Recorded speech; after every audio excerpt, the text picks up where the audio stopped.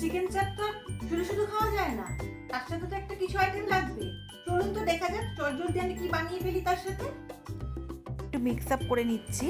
আমার আঁচটা জ্বালানোই আছে, আমি তেলটা মিক্স আপ করে নিয়েছি। এবার এতে আমি বেশ খানিকটা গোটা জিরে, সাদা জিরে ফোড়নে দিলাম, দিয়ে জিরেটাকে একটু ভাজা ভাজা করব। জিরের থেকে একটা সুন্দর ফ্লেভার বেরোনো অবধি আমি এটাকে ভেজে নিচ্ছি।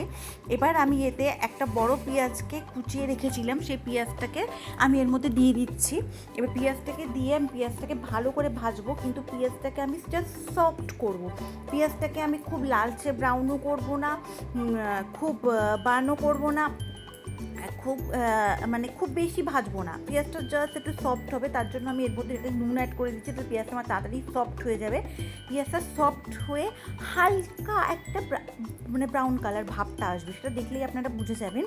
দেখুন পেঁয়াজটাকে আমি খুব ভালো করে একটু ভেজে নিলাম। এতে আমি পেঁয়াজ দিয়ে করছি, আপনারা চাইলে এটা পেঁয়াজ ছাড়াও করতে পারেন। হ্যাঁ, আমি একটা জিরা রাইসের রেসিপি আপনাদের সাথে আজকে শেয়ার করছি, যেটা আমরা চটজলদি বানিয়ে নিতে পারি।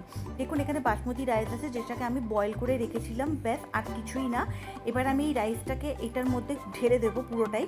দেখুন আমার রাইসটা কতটা ঝরঝরে আছে, আমি আধা ঘন্টা আগে রাইসটাকে বানিয়ে রেখেছিলাম। এবার আমি এটা হালকা হাতে মিলিয়ে নিলাম, এতে একটু আমি নুন অ্যাড করলাম, যেহেতু রাইসটার মধ্যে নুন দেওয়া নেই। আমি তো নুন অ্যাড করে এটাকে একটু মিলিয়ে নিচ্ছি। মিলিয়ে নেওয়ার পরে এটাকে একটু ঢাকা দিয়ে রাখবো আমি কিছুক্ষণ। এখন গ্যাসটাকে আমি সিম করে রেখেছি, যাতে এতে জিরের ফ্লেভারটা খুব ভালোভাবে রাইসটার সাথে ঢুকে যায়। 2-5 মিনিট আমি সিম করে রেখে দেবো গ্যাসটাকে।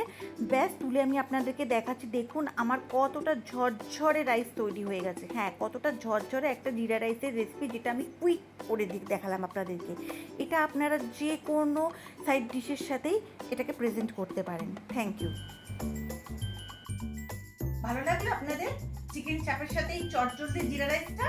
অবশ্যই ট্রাই করবেন। থ্যাংক ইউ ফর ওয়াচিং রান্নাঘরের গল্প। আর আমার ইউটিউব আর ফেসবুক পেজটাকে সাবস্ক্রাইব করবেন।